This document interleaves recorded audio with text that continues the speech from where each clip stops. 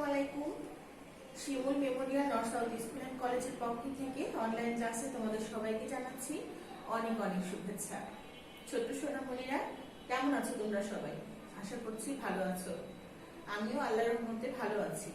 আজকে তোমাদের সাথে আমাদের শেষ ক্লাস 2 মানে দ্বিতীয় শ্রেণীর আজকে আমাদের শেষ ক্লাস। এই বছরে চূড়ান্ত মূল্যায়নের পরে আর তোমাদের সাথে এই বছরে আর দেখা হচ্ছে না। আল্লাহ যদি সহায় থাকেন, আল্লাহ যদি সবাইকে সুস্থ রাখেন, জীবিত রাখেন, অর্থাৎ আমরা যদি বেঁচে থাকি, তাহলে ইনশাল্লাহ আমরা আগামী বছরে আবার দেখা হবে, আবারও ক্লাসে অংশগ্রহণ করতে পারবো। ঠিক আছে? এখন যে করোনা পরিস্থিতি, এটা নিয়ে আমরা মোটামুটি মার্চ মাস থেকে অনেক অনেক কথা বলেছি, অনেক সাবধানতা প্রতিদিনই করার চেষ্টা করেছি।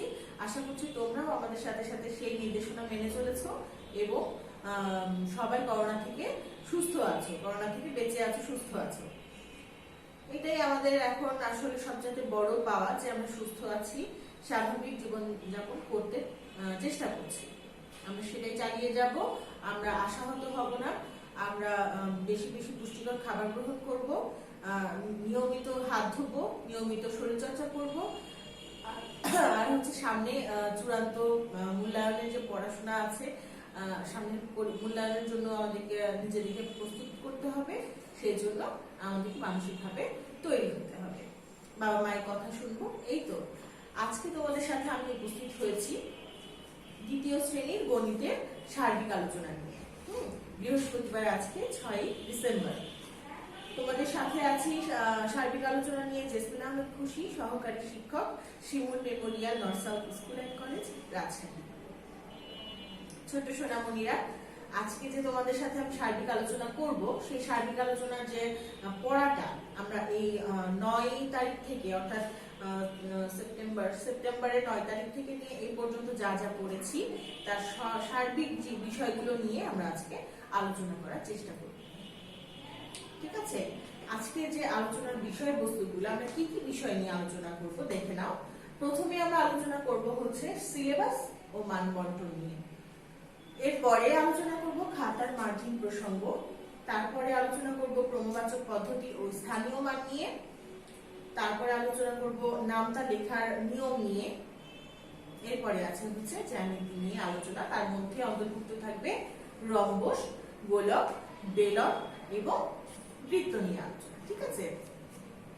আমরা আজকে যেগুলো আলোচনা করব, আমরা কিন্তু সম্পূর্ণটা আমাদের খাতায় তোলার চেষ্টা, যারা ইচ্ছা করছো যে হ্যাঁ আমরা তুলে নিতে পারো, সমস্যা নাই।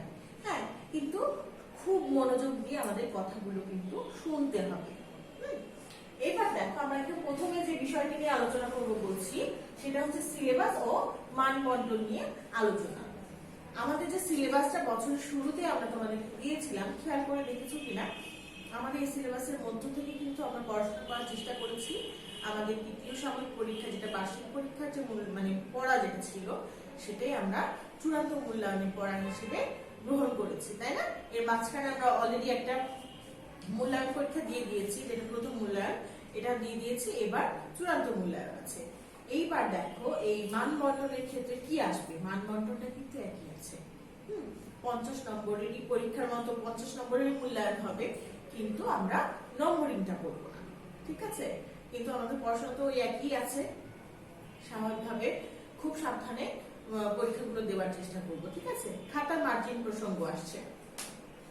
দেখো, আমরা যখন খাতা দিই, তখন অনেকেই করো কি, মার্জিনটা না দিয়ে লেখা শুরু করে দাও।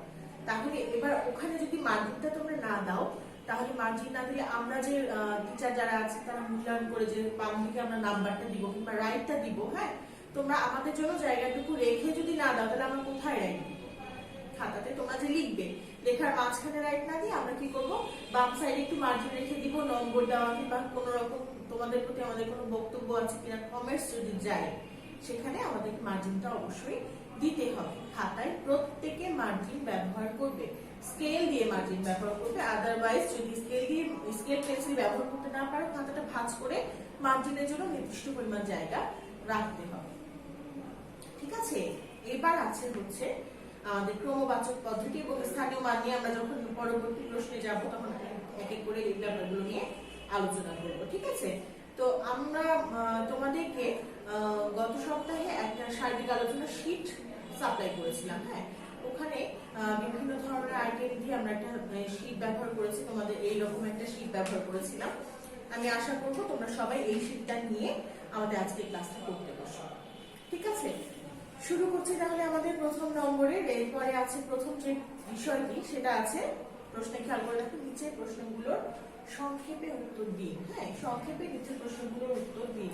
প্রথম যে প্রশ্নটা আছে দেখো শীটে, আধা কেজির অর্ধেক কত গ্রাম? আধা কেজির অর্ধেক হবে শুধুমাত্র 250 গ্রাম। আমরা খাতায় লিখবো, যদি সংক্ষেপে উত্তর দিতে বলে তাহলে শুধু খাতায় লিখবো 250 গ্রাম। উত্তর 250 গ্রাম। ঠিক আছে। খ নম্বরে আছে দেখো, দৈর্ঘ্য পরিমাপের মূল ও ক্ষুদ্রতম একক কি? মূল একক হবে হচ্ছে মিটার আর ক্ষুদ্রতম একক কি? মিলিমিটার। ঠিক আছে। গ নম্বরে আছে কত ফুটে 1 গজ? আমরা কি জানি? 3 ফুটে 1 গজ। ঘ নম্বরে ভগ্নাংশ অর্থ কি? ভগ্নাংশ অর্থ হচ্ছে ভাঙা অংশ। ভগ্নাংশ অর্থ কি? ভগ্নাংশ অর্থ হচ্ছে ভাঙা অংশ। ভগ্নাংশের উপরের অংশকে কি বলে? ভগ্নাংশের উপরের অংশকে বলে হচ্ছে লব। ঠিক আছে, 5টা প্রশ্ন আমাদের হয়ে গেছে। এরপরে 5টা প্রশ্ন আমরা চলে যাচ্ছি। চ নম্বরে আছে একদিনের অর্ধেক অংশে কত ঘন্টা? একদিনের অর্ধেক অংশে কত ঘন্টা? আমরা কি জানি? একদিনে হচ্ছে 24 ঘন্টা। 24 ঘন্টার অর্ধেক মানে হচ্ছে 2 ভাগে ভাগ করে অর্ধেক অংশটুকু, অর্থাৎ কত? 24 এর অর্ধেক হচ্ছে 12 ঘন্টা। একদিনের অর্ধেক অংশে কত ঘন্টা? 12 ঘন্টা। এবার দেখো গ্লাসের জ্যামিতিক আকৃতি কি? গ্লাসের জ্যামিতিক আকৃতি হচ্ছে বেলন। গ্লাসের জ্যামিতিক আকৃতি কি? বেলন। এবার বর্গীয় জড় নাম্বার হচ্ছে কত আউন্সে 1 পাউন্ড? 16 আউন্সে 1 পাউন্ড। ঝ নম্বরে আছে কত দিনে 1 পক্ষ? আমরা কি জানি? 15 দিনে 1 পক্ষ। ইউ নম্বরে বলছে বাংলা বছরের কতটি মাস 30 দিনে হয়? বাংলা বছরের শেষ 7টি মাস হয় 30 দিনে। বাংলা বছরের 7টা মাস 30 দিনে। বা যদি এরকম ভাবে প্রশ্ন করে, অনেকে অনুসরণ করতে পারে, এডুকেশনও মাঝে মাঝে করে, যে বাংলা বছরের কোন 5টি মাস হচ্ছে 31 দিনে, সেটা হচ্ছে তখন উত্তর আসবে হচ্ছে প্রথম 5টি মাস হচ্ছে 31 দিনে আর শেষ 7টি মাস হচ্ছে 30 দিনে। ঠিক আছে। এবার দেখো আমাদের 10টা প্রশ্নের উত্তর আমরা জেনে নিলাম। এবার 2 নম্বরে আছে হচ্ছে নিচের সংখ্যা ও ডিজিট গুলো বানান ও স্পেলিং এ লিখুন। নিচের সংখ্যা ও ডিজিট গুলো বানান ও স্পেলিং এ লিখুন। কি কি আছে দেখো? 58 আছে, 63 আছে আর 70 আছে। 58 বানানটা দেখে নাও। অনেকে আমি খেয়াল করে দেখেছি 58 বানানতে 58 উচ্চারণ করছো কিংবা লিখছো। হ্যাঁ, এখানে খুব সাবধানে লিখবা। সরেয়া টয় আকার, এটা দন্ত 9 যুক্ত 58। এবার দেখো 63 বানানটা খেয়াল করো। টয় একারেতে মূর্ধন্য স, এখানে দন্ত স ব্যবহার কিন্তু হচ্ছে না। আবার দেখো টয় যুক্ত ট, একটা একদিকে আছে তার উল্টা দিকে আরেকটা। খুব খেয়াল করবে। অনেকে দেখে আমি ট যেদিকে আছে ওদিকে 2টা ট নিচে নিচে লিখে দিচ্ছ। এভাবে করলে কিন্তু 63 বানানটা হবে না। টয়টা যুক্তটা খেয়াল করবে। এরপরে দেখো 70 বানানটা একটু বলো। SEVENTY 70। এন আমি এটা তোমাকে এই জন্য মেনশন করছি, অনেকে করছে কি এনটাকে স্মল লেটার লিখতে গিয়ে হ্যাঁ এনটাকে এইচ এর মত করে লিখে দিচ্ছ। ঠিক আছে, একটু আমরা লেখার দিকেও সাবধান হব। এবার দেখো 3 নম্বরে কি আছে। 3 নম্বরে আছে হচ্ছে নিচের সংখ্যাগুলো ক্রমবাচক পদ্ধতিতে সংক্ষিপ্ত ও পূর্ণরূপে লিখুন। আমি এটাকে মেনশন করেছি এই কারণে যে তোমরা অনেকে করছো কি এই ছকটাকে ঠিক মতো তুলছো না। ঠিক আছে, এই প্রশ্নটা যখন বলবে খেয়াল রাখবে সবসময় যে আমাদের এই 2টা অংশের জন্য কিন্তু নম্বর আলাদা আলাদা ভাবে বরাদ্দ থাকে। ঠিক আছে, পূর্ণ রূপের জন্য আলাদা নম্বর থাকে, সংক্ষিপ্ত রূপের জন্য আলাদা নম্বর থাকে। ম্যাক্সিমাম টাইমে হাফ হাফ করেই থাকে। হ্যাঁ, যে সম্পূর্ণ নাম্বারটা পূর্ণ নম্বরটা থাকে তার অর্ধেক নম্বর থাকে পূর্ণ রূপে, সংক্ষিপ্ত রূপে থাকে বাকি অর্ধেক নাম্বার। সুতরাং যদি একটা ভুল করো তাহলে অর্ধেক নম্বর কিন্তু কাটা যাবে। ঠিক আছে, আমরা অবশ্যই উপরের এই যে শিরোনামটা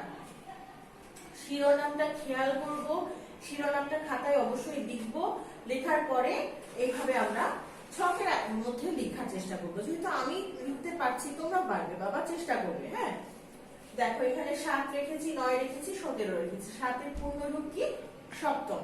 দন্ত স পয়তয় যুক্ত ম, সপ্তম। এর সংক্ষিপ্ত রূপ হচ্ছে 7 ম, সপ্তম। 9 এর ক্ষেত্রে দেখো নবম। দন্ত ন ব ম, নবম। পূর্ণরূপ হচ্ছে দন্ত ন ব ম, নবম। সংক্ষিপ্ত রূপ হচ্ছে 9 ম। ঠিক আছে। এবার হচ্ছে 17। 17 এর পূর্ণরূপ হচ্ছে সপ্তদশ। বানান করে ফেলি, দন্ত স পয়তয় যুক্ত দ তালব্য স, সপ্তদশ। এর সংক্ষিপ্ত রূপ হচ্ছে 17 তালব্য স। আমি তোমাদেরকে এই জিনিসটা এই জন্যই বলছি, তোমরা অনেকে করছো কি, যেখানে পূর্ণরূপ আছে সেখানে তোমরা সংক্ষিপ্ত রূপ লিখে দিচ্ছ, আবার যেখানে সংক্ষিপ্ত রূপ আছে সেখানে পূর্ণরূপ লিখে দিচ্ছ। এরকম করলে তোমরা কিন্তু এই দুটো ঠিক হওয়া সত্ত্বেও কোনো নম্বর পাবে না। কোনো নম্বর পাবে না বলতে আমি এখানে সরাসরি এভাবে কেটে দিব। ঠিক আছে, ঠিক হওয়া সত্ত্বেও কেটে দিতে বাধ্য আমি, কারণ তুমি সেখানে পূর্ণরূপের জায়গায় সংক্ষিপ্ত রূপ লিখছো আর সংক্ষিপ্ত রূপের জায়গায় পূর্ণরূপ লিখছো, এটা কিন্তু হবে না। পূর্ণরূপের জায়গায় যদি আমি 7 ন লিখি সেটা কি পূর্ণরূপ হবে? আবার সংক্ষিপ্ত রূপের জায়গায় যদি আমি সব 7 ন না লিখে যদি বানান করে লিখে দিই তাহলে তো হবে না। সুতরাং খুব খেয়াল, আমি বারবার বলছি খুব খেয়াল, এখানে ভয় পাওয়ার কিছু নেই, একটু সতর্কতার সাথে উত্তর করলেই হবে। ঠিক আছে। এরপরে দেখো 4 নম্বরে কি আছে? 4 নম্বরে আছে হচ্ছে স্থানীয় মান নির্ণয় করুন। স্থানীয় মান নির্ণয় করুন। এখানে কি কি আছে বলো তো? 9 7 3 5 2, 9 7 3 5 2। এখানে 2 হচ্ছে এককের ঘরে আছে, তাহলে আমরা এখানে এই যে দেখো সংখ্যাগুলো মিস কিন্তু লিখেছে, তোমরা বারবার বলছি এই সংখ্যাগুলো এবং সমানুপাতিকভাবে খেয়াল করে দিতে হবে, ভুল করো না। 2 একক সমান 2, 5 দশক সমান 50, 3 শতক সমান 300, 7,000 সমান 7,000, 7 এর পরে 3টা শূন্য, 9 অযুত সমান 9 এর পরে 4টা শূন্য, অর্থাৎ 90,000 বা 9 অযুত। ঠিক আছে। আশা করছি স্থানীয় মানের ব্যাপারটা তোমরা বুঝতে পেরেছো। এখানে সংখ্যাটা অবশ্যই মেনশন করতে হবে, সমান সমান চিহ্নটা দিতে হবে এবং ডান দিকের এই সিরিয়ালটা চেষ্টা করবে যেন সোজা ভাবে নিচে নিচে সংখ্যাগুলো নিচে নিচে হয় ডান দিক থেকে। ঠিক আছে। এবার চলো 5 নম্বরে আমাদের কি আছে? 5 নম্বরে আছে হচ্ছে 20 এর ঘরের নামটা লিখুন। আমি এটাকে 20 এর ঘরের নামটা লিখুন বলে আমি একটা ডেমো দেখাচ্ছি। এইভাবে নামটার অ্যাকচুয়াল ছক কিন্তু এটা, তাই না সোনামণিরা? নামটার এই ছকটা বাদ দিয়ে যদি তোমরা উপর নিচে গুণ গুণ আকারে লিখো তাহলে ওটা নামটা হবে না, তাহলে ওটা গুণের অঙ্ক হবে। ঠিক আছে। গুণের নামটা লিখতে বলেছে, ঠিক আছে, কিন্তু এইভাবেই আমরা লিখবো। ছকটা এটাই, নামটার চিরাচরিত ছক হচ্ছে এটা। হ্যাঁ, আর তোমরা যেটা ওই যে উপর নিচে করে গুণ গুণকের মতো করে উপর নিচে করে গুণাকারে দেখাচ্ছ তাদের জন্য বলছি, ওভাবে করলে নামটা নির্দিষ্ট ছকটাকে আমরা অবমূল্যায়ন করি, ওটা কিন্তু করা হচ্ছে না। ঠিক আছে বাবারা? সুতরাং আমরা নামটা এইভাবেই লিখবো, যারা ওভাবে লিখবে তারা কিন্তু নম্বরটা পাবে না। নামটা যেহেতু আমরা বলছি যে এত ঘরের গুণের নামটা লিখুন, নামটা এটাকে বলে, হ্যাঁ ওটা গুণ বলে। আমরা এই ছকটা বলবো। চলো আমরা 20 এর ঘরের নামটা মুখোমুখি করে ফেলি। 20 একে 20, 20 দুয়ে 40, 3 20 এ 60, 20 4 এ 80, 20 5 এ 100, 20 6 এ 120, 20 7 এ 140, 20 8 এ 160, 20 9 এ 180, 20 10 এ 200। আরেকবার বলছি, 20 একে 20, 20 দুয়ে 40, 20 3 এ 60, 20 4 এ 80, 20 5 এ 100, 20 6 এ 120, 20 7 এ 140, 20 8 এ 160, 20 9 এ 180, 20 10 এ 200। ঠিক আছে। আশা করছি তোমরা 20 এর ঘরের নামটা আমার সাথে সাথে পড়লে। এবার 6 নম্বরে দেখো কি কি আছে। 6 নম্বরে আছে হচ্ছে নিচের সংখ্যাগুলো রোমান রূপে লিখুন। এটা খুব সহজ জিনিস, এটা শুধুমাত্র কিছু কিছু নির্দিষ্ট বিষয় আছে, যেমন আমরা 1 মনে রাখলে আর 5 মনে রাখলে আর 10 মনে রাখলে কিন্তু আমরা মোটামুটি 1 থেকে 10 পর্যন্ত পারি। আবার হচ্ছে 20 পারলে 30 পারলে এগুলো পারলে আমরা আগে পরে এগুলো পারবো। ঠিক আছে। 50 পারলে 50 থেকে 80 পর্যন্ত পারবো। হ্যাঁ, 90টা পারলে 90 এর পর থেকে 100 পর্যন্ত পারবো, 100 পারলে পারবো। ঠিক আছে। এগুলো খুব সিম্পল জিনিস। দেখো তো আজকে আমরা আলোচনার জন্য 3টা সংখ্যা রেখেছি। কি কি রেখেছি? 65, 69, 74। 65 কি লিখেছি দেখো? XLV, XLV মানে হচ্ছে 65। এবার আছে হচ্ছে 69, LX, সরি এখানে হচ্ছে যে 65, এখানে লেখা আছে হচ্ছে LXV, ঠিক আছে? মিস একটু ভুল করে বলে ফেলেছিল XLV, আসলে এখানে হবে LXV। 69 আছে হচ্ছে LXIX, LXIX। 74 কি হবে? LXXIV, LXXIV। আশা করছি তোমাদের এই রোমান রূপটা লেখা শেষ। এরপরে আমাদের কি আছে দেখো 7 নম্বরে তোমাদের জন্য আছে হচ্ছে নিচের মুদ্রাগুলো দশমিক পদ্ধতিতে টাকায় লিখুন। আমি এই জন্য এটা রেখেছি যে তোমরা অনেকেই এই পয়সাগুলো লিখে টাকা কথাটা লিখছো না, শুধু দশমিক লিখে ছেড়ে দিচ্ছ। যদি এরকম হয় তাহলে কিন্তু আবার কেটে যাবে বাবা, ঠিক আছে? যেহেতু আমাদের প্রশ্ন বলেছে নিচের মুদ্রাগুলো দশমিক পদ্ধতিতে টাকায় লিখুন, অর্থাৎ আমরা এখানে এই পয়সাটাকে লিখবো যখন দশমিক ব্যবহার করে, তখন পাশে কিন্তু অবশ্যই টাকার কথাটা উল্লেখ করতে হবে। 8 পয়সা মানে হচ্ছে 0.08 টাকা। 12 পয়সা মানে হচ্ছে 0.12 টাকা। 13 পয়সা সমান 0.13 টাকা, ঠিক আছে? আশা করছি আমার সাথে সাথে এটা বুঝতে পেরেছো তোমরা। এরপরে দেখো 8 নম্বরে কি আছে। 8 নম্বরে তোমাদের জন্য আছে হচ্ছে ফাঁকা ঘর পূরণ করুন। ফাঁকা ঘর পূরণ করুনে আমি এই জিনিসটা মেনশন করেছি এই কারণে, আজকে তোমাদেরকে বোর্ডে যেভাবে আমরা রাফ করে দেখাতাম আজকে আমরা দেখাবো না, শুধু জাস্ট তোমরা যে ভুলগুলো করো সেটা নিয়ে কথা বলবো, ঠিক আছে? সেটা হচ্ছে কি দেখো, প্রথম বিষয়ে সমস্যা হয় হচ্ছে তোমরা ছকটা তুলছো না। ছকটা তুলছো না বলতে প্রশ্নের যে এই যে ইয়াটা, এই লাইনটা তুলে তোমাদেরকে সমাধানটা করতে হবে। কিন্তু এই ক খ গ ঘ এই সম্পূর্ণটা তুলতে হবে। ফাঁকা ঘর যোগ 27 সমান সমান 48, এই সম্পূর্ণটা তুলে তারপরে এই ফাঁকা ঘরে কত বসবে রাফ করে সেটা উত্তরটা বসাতে হবে, ঠিক আছে? তোমরা যদি এটা না করো তাহলে কিন্তু তোমাদের ক্যালকুলেশন ঠিক হওয়া সত্ত্বেও আমি রাইট দিতে পারবো না। এটা হচ্ছে সবচেয়ে কষ্টজনক ব্যাপার, দুঃখজনক ব্যাপার, যে তুমি সাইডে ক্যালকুলেশন করেছো কিংবা খাতা উল্টার দিকে রাফে ক্যালকুলেশন দেখিয়েছো, হ্যাঁ, যেটা তোমার অঙ্কটা ঠিক আছে, তারপরেও আমি রাইট দিতে পারছি না শুধুমাত্র এই সম্পূর্ণটা না তোলার জন্য। সুতরাং রাইট যেন আমি দিতে পারি সেটা রাস্তা তোমাদেরকে খুলতে হবে, ঠিক আছে? আচ্ছা, তাহলে এবার দেখো এখানে ফাঁকা ঘর যোগ 27 সমান 48। এখানে 48 থেকে 27 বিয়োগ করলে হয় 21, ঠিক আছে? এবার দেখো 16 গুণ 5 সমান সমান ফাঁকা ঘর 5 16 গুণ করলে হয় 80। গ নম্বরে আছে 42 ভাগ 6 সমান ফাঁকা ঘর। এবার 6 ঘর নামতা করলে দেখো 6 7 42 হয়। এবার ঘ নম্বরে আছে হচ্ছে 65 বিয়োগ ফাঁকা ঘর সমান 37। 65 বিয়োগ ফাঁকা ঘর সমান 37। 65 থেকে তাহলে কি করতে হবে? 37 কে বিয়োগ করতে হবে। বিয়োগ করলে আমরা দেখতে পাবো 28 পেয়েছি, ঠিক আছে? 8 নম্বরে ফাঁকা ঘর সংক্রান্ত বিষয়ে আশা করছি তোমাদের কোনো সমস্যা থাকলো না। এবার আমরা 9 নম্বরে চলে যাই। 9 নম্বরে তোমাদের জন্য 3টা অঙ্ক দেওয়া আছে, তাই না? আমরা এই 3টা অঙ্ক নিয়ে যে আমরা কথা বলছি তার মানে এই 3টা অঙ্কই আমাদের পরীক্ষায় আসবে এরকম কোনো কথা নেই, ঠিক আছে? আমরা কি করব, আমরা যা শুধু আজকে ডেমো দেখানোর জন্য তোমাদেরকে এই অঙ্ক 3টা সিলেক্ট করেছি, যাতে করে যে যদি কোনো প্রবলেম থাকে এই প্রবলেমগুলো এই 3টা অঙ্কের মাধ্যমে যেন সমাধান হয়ে যায়, ঠিক আছে? এরকম টাকার অঙ্ক এর আগে আমরা দেখেছি।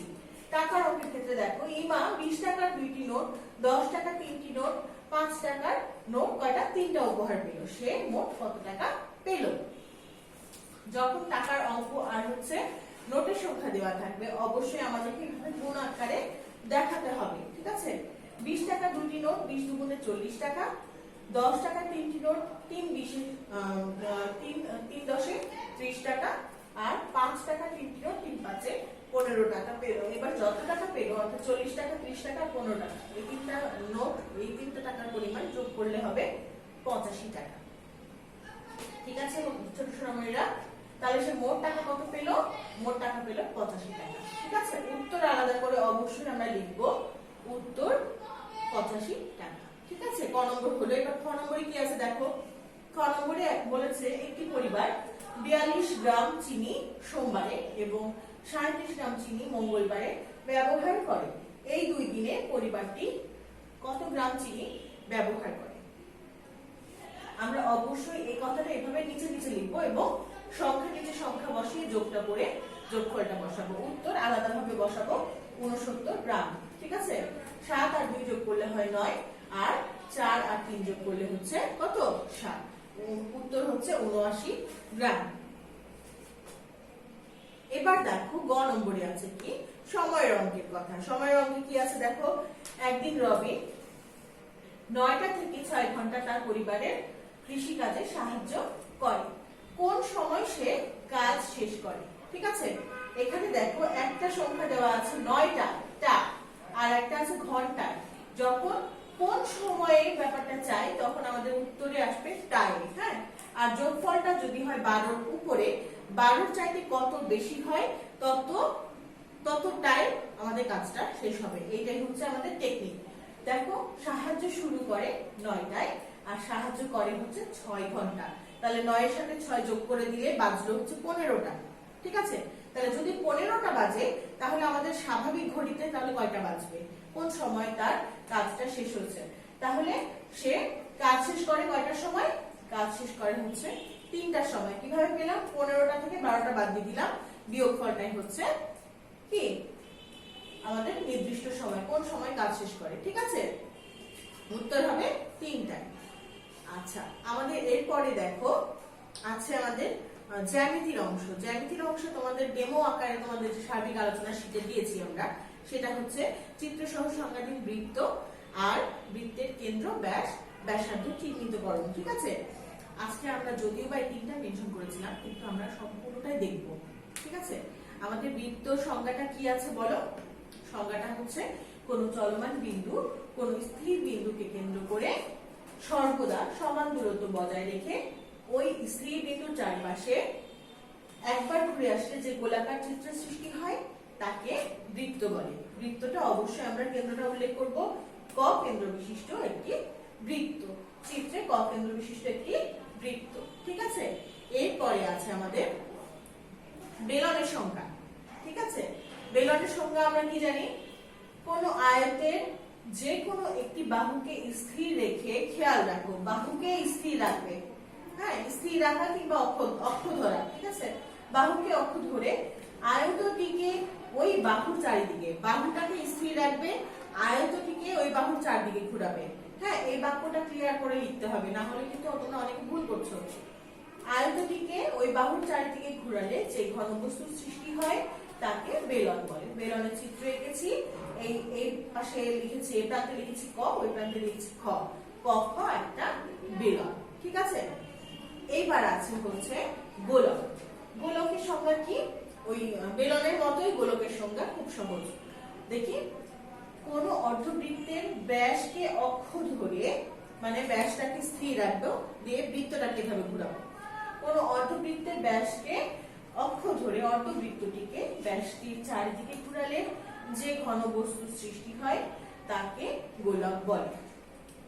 আমরা এখানে গোলকটা দেখো এইভাবে করে চিত্রটা এঁকেছি, আঁকার পর ক খ দিয়েছি, এখানে লিখলাম চিত্রে ক খ একটি গোলক। ঠিক আছে, দেখো এরপরে আছে কি রম্বস। আমরা দেখো এই সংজ্ঞার মাধ্যমেও কিন্তু আমরা রম্বসের বৈশিষ্ট্য পেয়ে যেতে পারি, তাই না? সংজ্ঞা পারলে আমরা বৈশিষ্ট্য পাবো। দেখি এখানে রম্বস, চতুর্ভুজের, যে চতুর্ভুজের 4টি বাহু সমান আর বিপরীত বাহুদ্বয় সমান্তরাল, বিপরীত কোণদ্বয় সমান কিন্তু কোন কোণই কি নয়, সমকোণ নয়, তাকে রম্বস বলে। ক খ গ ঘ একটা রম্বস। ঠিক আছে, চিত্রে ক খ গ ঘ একটি রম্বস। এবার আমাকে যদি বলা হয় যে রম্বসের 3টা বা 2টা আমাদের বৈশিষ্ট্য দাও, আমাদের সংজ্ঞা থেকে কিন্তু পারবো। হ্যাঁ, 4টা বাহু সমান হয়, একটা বৈশিষ্ট্য, বিপরীত বাহুদ্বয় সমান্তরাল, 2টা বৈশিষ্ট্য, বিপরীত কোণদ্বয় সমান কিন্তু কোনো কোণই সমকোণ নয়, এইটা হচ্ছে 3টা বৈশিষ্ট্য। আমরা 3টা বৈশিষ্ট্য পেলাম না? পেলাম। তাহলে এবার যদি আমাদেরকে বলে যে রম্বসের সংজ্ঞা দাও, সেটাও পারবো, রম্বসের বৈশিষ্ট্য দাও, সেটাও পারবো, তাই না? আচ্ছা, এবার দেখো আমাদের শেষ বিষয়, সেটা হচ্ছে বৃত্তের কয়টা অংশ এবং কি কি, এটা আমাদেরকে চিহ্নিত করতে হবে। আমরা তো চিত্রটা সবাই পারি। ঠিক আছে, বলেছে বৃত্তের কয়টা অংশ, বৃত্তের আসলে কয়টা অংশ? 6টি অংশ। কি কি আছে? কেন্দ্র, ব্যাস, ব্যাসার্ধ, জ্যা, পরিধি, আর আছে বৃত্তচাপ। কেন্দ্র কোনটা? ও, ও হচ্ছে কেন্দ্র। ব্যাস কোনটা? এবি, এবি হচ্ছে ব্যাস। ব্যাসার্ধ কোনটা? ও ই, এটা হচ্ছে ব্যাসার্ধ। জ্যা কোনটা? ও এই ব্যাসের নিচে বা উপরে যে কোনো রেখাকে আমরা বলবো জ্যা। জ্যা হচ্ছে সিডি। জ্যা কোনটা? সিডি। আচ্ছা, এবার হচ্ছে পরিধি। পরিধি আমরা কোনটা বলেছিলাম? বৃত্তর যে এই যে বর্ডারটা আছে, বর্ডারের উপরে যতগুলো আমাদের ইয়া থাকবে, পয়েন্ট থাকবে, সেগুলো প্রত্যেকটা সম্পূর্ণটা নিয়ে আমরা পরিধি বলবো। আমরা কিন্তু এভাবে বলতে পারি এ বি সি, এইটুকুও পরিধি বলা যেতে পারে, কোনো সমস্যা নেই। তাই এখানে যেভাবে বলছে দেখো, A C D B E, A C D B E, মানে এই বর্ডারের সম্পূর্ণটাই হচ্ছে আমাদের পরিধি। এবার আছে হচ্ছে বৃত্তচাপ। বৃত্তচাপ কি আছে? বিই। বৃত্তচাপ কি আছে? বিই। এইটুকু হচ্ছে আমাদের বৃত্তচাপ। ঠিক আছে, আমাদের প্রশ্নে সার্বিক আলোচনার যে শীট তোমাদের কাছে গেছে, এই শীট অনুযায়ী আমাদের কিন্তু আজকে আলোচনা এখানে শেষ হয়ে গেল। ঠিক আছে, আজকে যে আমরা ক্লাসটা করলাম, এই ক্লাসটা একটা ডেমো ক্লাসের মতো ছিল। আমরা সার্বিকভাবে সব সমস্যাগুলো নিয়ে আলোচনা করলাম। এরপরেও আশা করছি তোমাদের আর সমস্যা না হওয়ারই কথা। যদি সমস্যা হয়, আমাদের সাথে যোগাযোগ করার রাস্তা তোমাদের কাছে খোলা আছে। তোমরা যখন যে সমস্যায় পড়বে, মোস্ট ওয়েলকাম আমাদের কাছে যোগাযোগ করবে। হ্যাঁ, আমরা সেই সমস্যার সমাধান দেওয়ার চেষ্টা করব। সোনামণিরা, বছর শেষ, পুরো বছরের শেষ ক্লাস। তোমরা সবাই ভালোভাবে থাকবে, সুস্থভাবে থাকবে, আর আমাদের সবার জন্য, পৃথিবীর সবার জন্য দোয়া করবে, আব্বু আম্মুর কথা শুনবে। হ্যাঁ, আর ভালোভাবে নিজের যত্ন নিবে। ঠিক আছে, আমাদের সবার জন্য দোয়া করবে। কি বলবো এখন, আজ আসলে আমার লাস্ট ক্লাস তো একটু আবেগঘন মুহূর্ত হয়ে যাচ্ছে। তো ভালো থাকো সবাই, সুস্থ থাকো। আল্লাহ হাফেজ। আসসালামু আলাইকুম।